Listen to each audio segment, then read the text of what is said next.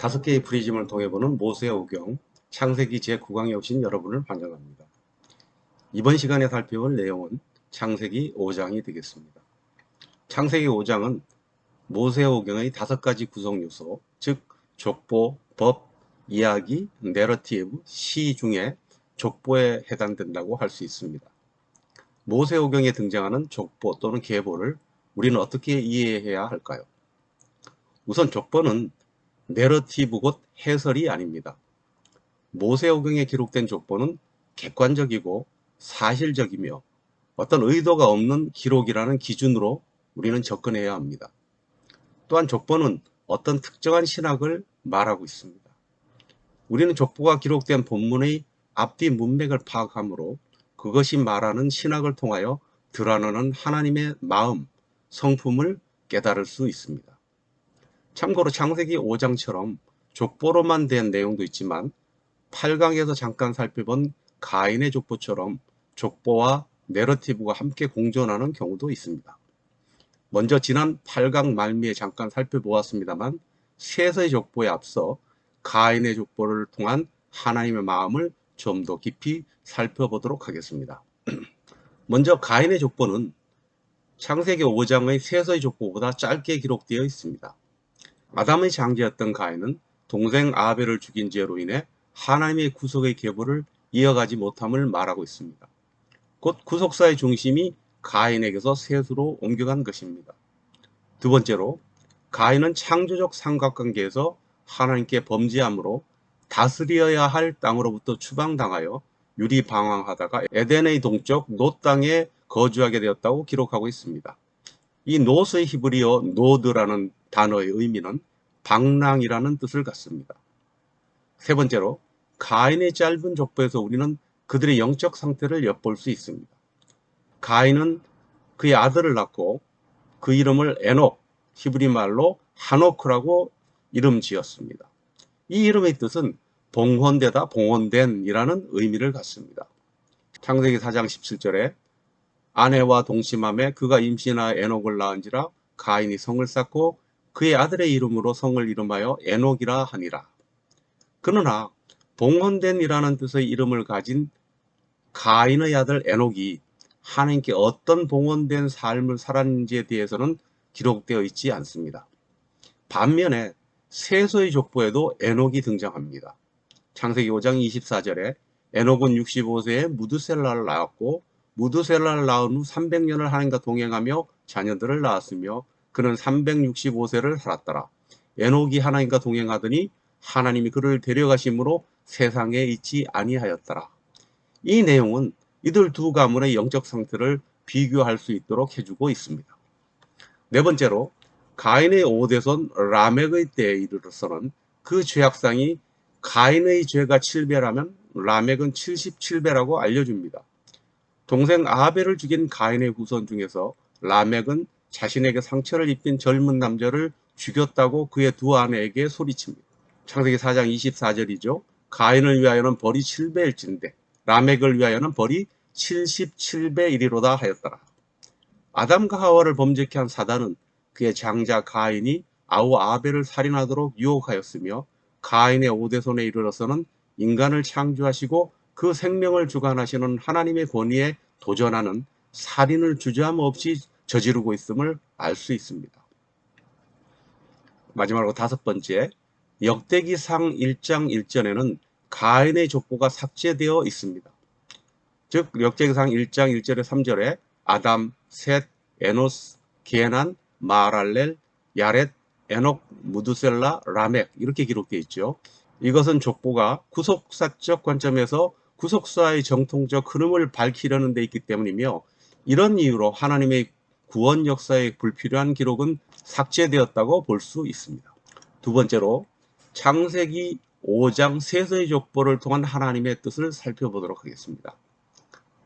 먼저 한량없는 하나님의 사랑, 인간을 향한 하나님의 마음을 깨닫게 됩니다. 이것은 곧 사랑의 하나님이신 하나님의 성품을 깨달을 수 있습니다. 하나님께서는 아담의 장남 가인의 몰락에도 불구하고 하나님의 구속사역을 중단하시거나 철회하지 않으셨습니다. 또한 하나님의 형상대로 창조하신 사람 아담이 불순종의 죄를 범했을 때도 약속하신 인간 구속의 계획을 변함없이 수행하시는 신실하신 하나님이심을 알 수 있습니다. 아담의 아들 셋의 족보 역시 이를 설명하고 있습니다. 창세기 6장 5절에서 6절에 여호와께서 사람의 죄악이 세상에 가득함과 그의 마음으로 생각하는 모든 계획이 항상 악할 뿐임을 보시고 땅 위에 사람 지으셨음을 한탄하사 마음에 근심하시고, 노아의 시대가 될 때까지 인간들의 세상은 죄악으로 가득하고 인간들이 생각하는 계획은 늘 악하다고 말합니다. 땅 위에 사람을 창조하신 것을 하나님께서는 한탄하셨다고까지 했습니다. 그렇지만 하나님께서는 홍수로 전 피조 세계를 모두 멸하시면서도 오실 여자의 후손에 대한 약속을 이루시기 위해 노아와 그 가족 8식구를 통하여 그 계보를 이어가게 하셨습니다. 하나님의 사랑과 신실하심을 깨닫게 해주는 내용입니다. 두 번째로, 아담의 자손들은 땅 위에서 오랫동안 살았지만 마침내 다 죽었습니다. 창세기 5장의 중요한 특징을 보자면 낳았고 낳은 후 낳았으며 라는 단어가 무려 29번이나 등장하고요. 죽었더라는 말은 8번이나 반복되는 것이 이를 말하고 있습니다. 아담부터 노아의 아버지 라멕까지 에녹 한 사람을 제외하고는 그들에게 다 죽었더라라는 말이 사용되었습니다. 이것은 에녹 한 사람을 제외하고는 아담의 자손들은 모두 육체적 죽음을 맛보았다는 것입니다. 반면에 성경에는 죽지 않고 승천한 사람을 에녹과 엘리야, 그리고 여자의 후손 예수 그리스도라고 기록하고 있습니다. 이것은 인간의 육체는 흙으로 돌아가지만 죽지 않고 영원히 사는 영광스러운 영의 세계가 존재함을 알려주고 있습니다. 세 번째로, 이 족보에서 사람들이 죽은 것은 에덴 동산에서 하나님께서 아담에게 경고하신 말씀대로 된 것이었습니다. 창세기 2장 16절에 17절에 하나님께서는 그에게 동산 각종 나무의 실과는 내가 임으로 먹되 선악을 알게 하는 나무의 실과는 먹지 말라, 내가 먹는 날에는 정령 죽으리라 라고 경고하셨습니다. 또 아담이 범죄한 후 하나님께서는 그에게 내가 얼굴에 땀이 흘러야 식물을 먹고 필경은 흙으로 돌아가니 그 속에서 내가 취함을 입었음이라, 너는 흙이니 흙으로 돌아갈 것이니라 라고 3장 19절에 선언하고 계시죠. 이 족보는 하나님의 이 말씀들을 증거하고 있는 것입니다. 반면에 하와에게 너희가 결코 죽지 아니하리라고 3장 4절에 말한 뱀, 곧 마귀의 말은 거짓이었다는 것이 확실히 증명되는 것입니다. 네 번째로, 사람의 죽음은 죄 때문에 왔습니다. 죄의 형벌이 죽음이라는 것은 성경의 진리입니다. 사도 바울은 로마서 6장 23절에서 죄의 삭은 사망이라고 말했고, 또 로마서 5장 12절에 한 사람을 통해 죄가 세상에 들어오고 죄를 통해 사망이 왔다고도 말했습니다. 그리고 고린도전서 15장 21절에 사망이 사람으로 말미암았다고 기록하고 있습니다. 이 계보를 통해 하나님께서는 인간의 죄 때문에 모든 사람이 죽었고 죽고 있고 또 죽을 것이라고 말씀하시고 있으십니다. 마지막 다섯 번째죠. 세에서의 족보는 죽음을 맛보지 않고 승천한 에녹에 대해서 말하고 있습니다. 에녹의 아들 무두셀라라는 이름은 두 단어로 구성되어 있습니다. 무트, 즉 심판, 죽음을 의미하는 단어와 살라트, 보낸다라는 뜻을 가진 두 단어로 합쳐진 것이죠. 곧 무두셀라라는 이름의 뜻은 무두셀라를 보내면, 그가 죽으면 이 세상에 심판이 있을 것이라는 의미를 갖습니다. 또한 무두셀라라는 단어의 뜻을 찾으면 명사는 창을 던지는 사람, 던지는 무기, 투창 이런 뜻을 갖고요. 동사로는 기본 어근으로 보내버리다, 가게 하다, 보내다, 내던지다 등 여러 가지 뜻이 있습니다. 무두셀라라는 이름의 뜻 중에 창을 던지는 자란 의미를 두고 생각을 해보겠습니다. 이 이름의 뜻은 기능적인 이름이죠. 옛날의 전쟁은 먼저 적군과 아군이 마주서서 항우를 벌리고 두 편에서 대표자를 내보내서 서로 싸우게 하는데, 자기들이 대표자가 이기면 사기가 충천해져서 그 나라의 전쟁은 대표자가 이기는 쪽 군대가 그 전쟁에 승리하는 것이었습니다. 다윗이 골리앗을 이겼을 때 이스라엘 군대가 블레셋 군대를 이겼던 것처럼 말이죠. 창을 던지는 자는 대표자로서 이 자가 이기면 자신의 군대가 이긴다는 것입니다. 그래서 끝내버린다는 것이고요. 이 창 던지는 자가 죽으면 세상이 끝난다는 말이죠. 무드셀라가 죽으면 세상도 끝난다는 말이 됩니다. 또한 보내버리다라는 뜻에서 무엇을 보내버린다는 말일까요? 에녹이 하나님께로부터 홍수 심판의 계시를 받았을 때 그는 태어난 아들의 이름을 무드셀라로 지었습니다. 이 아들을 떠나보내면 세상에 큰 심판이 있을 것이라는 예언적 의미로 지은 것이죠.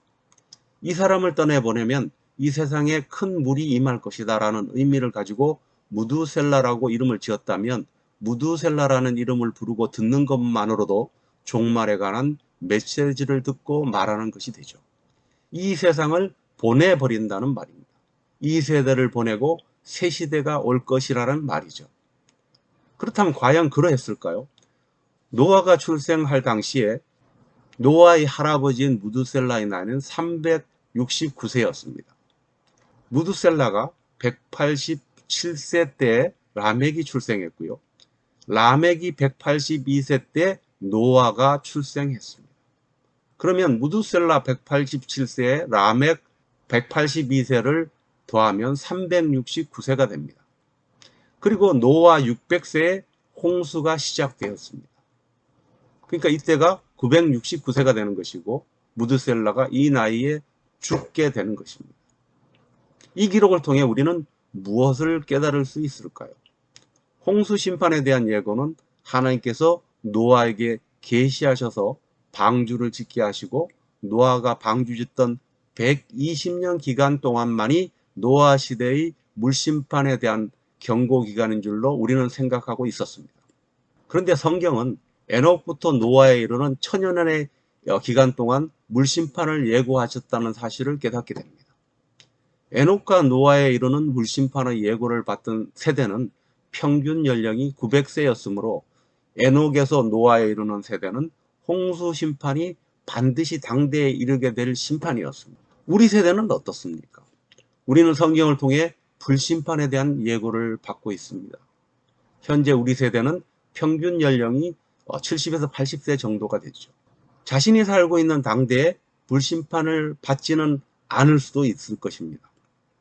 그러나 홍수 심판과 같이 불심판이 반드시 오리라는 경각심으로 에녹과 같이 하나님과 동행하는 믿음의 삶을 견지하라는 하나님의 뜻을 우리는 깨닫게 될 줄 압니다.